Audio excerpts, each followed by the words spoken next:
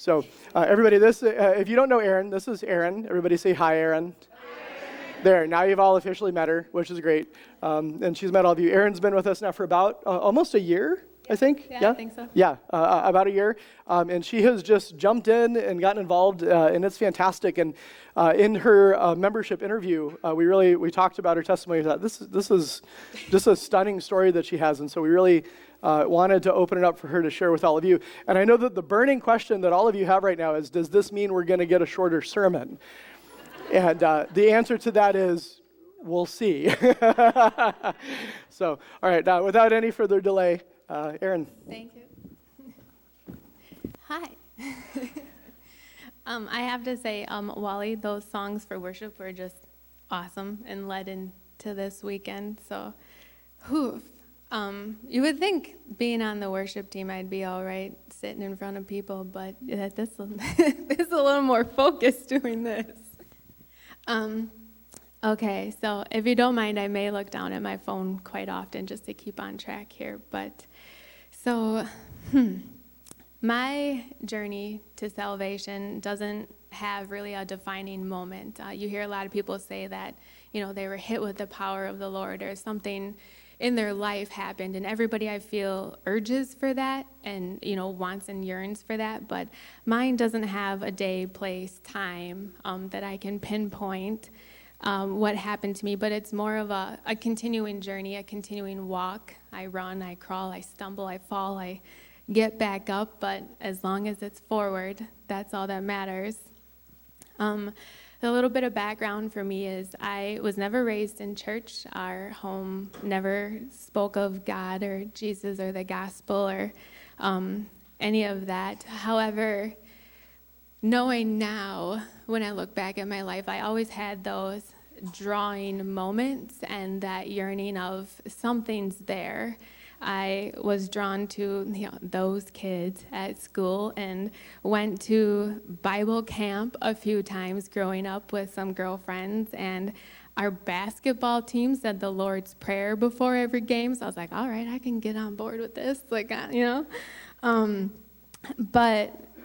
I have a big chunk of my family in Ohio that are very, very grounded in their faith, and they've always plugged into us as children. We would get Christian gifts, we would get teen Bible studies, we would get literature from them, and I enjoyed it. I found a peace and a sense in it, and I wouldn't say that through my years I was a rebel kid as far as acting out, but I more was a self-destruction child. I'm the oldest in my family, so it was always do best, be your best, prove yourself, you have to do this.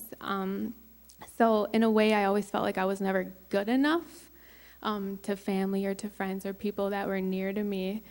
So I went down that path of in and out of relationships and trying to find things to fill that void. A lot of it, I believe, kind of stemmed from a lack of an earthly father. My dad wasn't really involved in our lives growing up. A lot of stuff was more, I'm going to buy your love. I'm not going to physically be there to love you. And watching my mom accept that, I think, is how, too, as a daughter, I took to heart, where it was like, that's okay. My mom isn't treated right, so it's okay if I'm not treated right. And there was a lot of brokenness growing up and in our home. So by the age of 22, I probably found myself in one of the darkest moments of my life. I had gotten into a relationship that lasted way too long, in my view, but in God's view, he was doing something. And I was seeking validation from all the wrong places at this time. I got into some very bad things with some very bad people in some very worst ways, things that I had to testify against and that I still partly carry through to this day. But it came to a point in my life where we were at a family gathering in Sheboygan, and my uncle from Ohio had taken me a walk. down the sidewalk, and he said, he started speaking to me just about God and Jesus and the love that I could have, and that I didn't need to continue where I was going, that there was hope, there was a way out, that I didn't have to be bonded in these chains of where my life was. And I asked him, I said, how do I do this? Like, I don't want to live this way anymore, but I don't know how. And he said, start praying. And I did. I went back home, and I didn't know what I was praying for. I didn't know how it was going to change or what was going to come from it. I pretty much would lay in bed at night and just ask God, change this, change something, change my life, change me, change him, change this relationship, like do something, because I can't, and I probably won't live longer if something doesn't. And little did I know, all those prayers were him working in me. I gained the strength and I gained the courage to confront an abuser. I had lived for 5 years with mental, physical, emotional abuse almost daily, and I know now that it's God, but in that moment where I faced an attacker and said, I'm done, I can't, God was behind me. He had to have been behind me, because there's no way I would have walked out of that house without him. So I moved out in May of 2016 and moved back in with my mom. I didn't know what to do. I didn't know where to go. I couldn't be on my own. I was afraid. I was afraid he would find me. I suffered from PTSD on an emotional level for a very long time. But then I met a woman named Marsha. And if you don't know, I'm a hairstylist. And Marsha has been and still is a client of mine who is a very God-fearing woman. And she would tell me every time she had a hair appointment about God and this church she was going to and this peace that I could have. And she could see it. She got to know me, and every time she would end her hair appointment with, I'll meet you in the foyer. I'll wait for you. And I was like, okay, and then in June of 2016, I decided, my birthday fell on a Sunday, and I was like, I'm going to do this. I'm going to change my life. And my uncle had sent me a Bible, which I had just gotten in the mail that Saturday before. So now I know this is all God. This is all this is lining up. And so I said, all right. I texted Marsha. I said, I will be at church this Sunday, and I need you. You have to help me. I cried the whole time. I made myself go to church every Sunday, whether I felt like it or not, and I cried every Sunday for probably 2 months and was just overwhelmed and overtaken, and it was beautiful. I mean, in August, I answered an altar call from a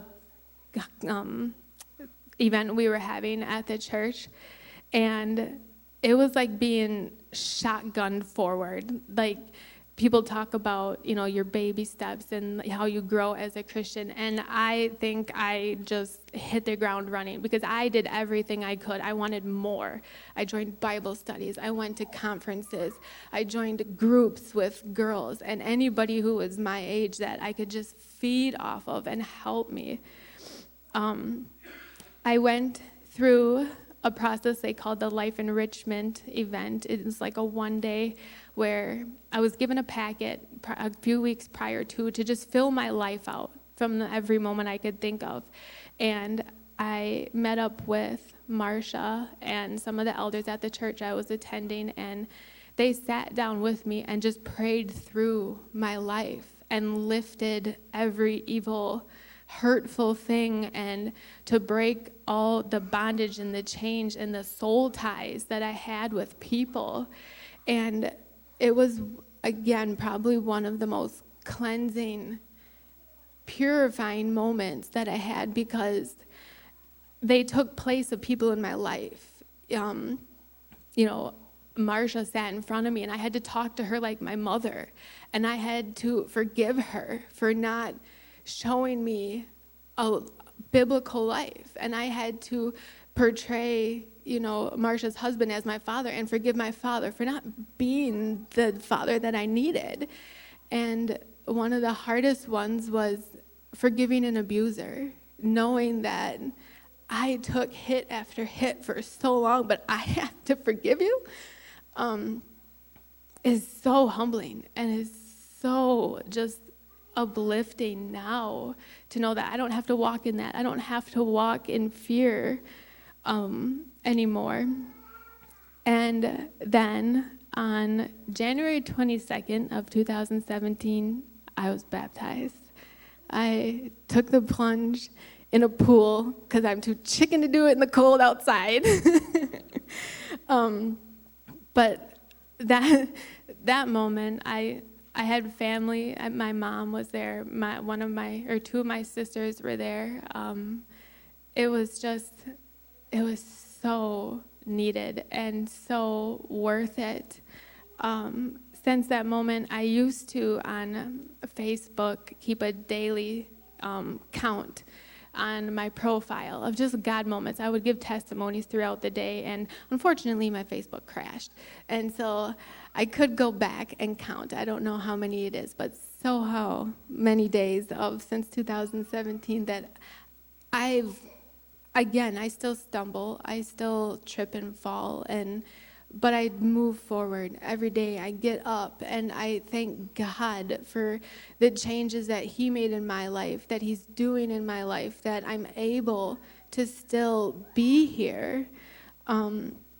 It's been an amazing blessing, and I use my testimony, bits and pieces of it, daily at work. I have just been so blessed to be in a position where I can be one-on-one with somebody, and whether they want prayer or not, I'm praying for you in my head when you're sitting in my chair.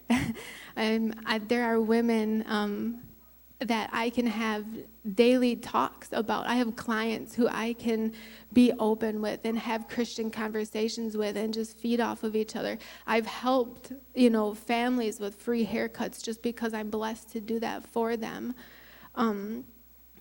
It's just humbling, and it's so freeing that, yes, when we come to Christ and we welcome God in our lives, we do change.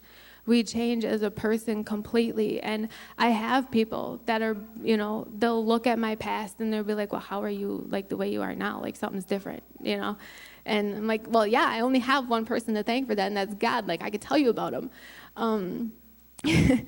But it's the best decision that I've ever made in my life, to be a new person. And I'm not better than anybody. I'm not better than anybody sitting here. My testimony is just a drop in this world. But I can give all thanks to God. And if I can continue to spread the good news, if I can continue to lay my hands on clients and bless people around me, then I will forever do so. But I pray every day, and I thank Him daily for saving my soul. So that's my testimony.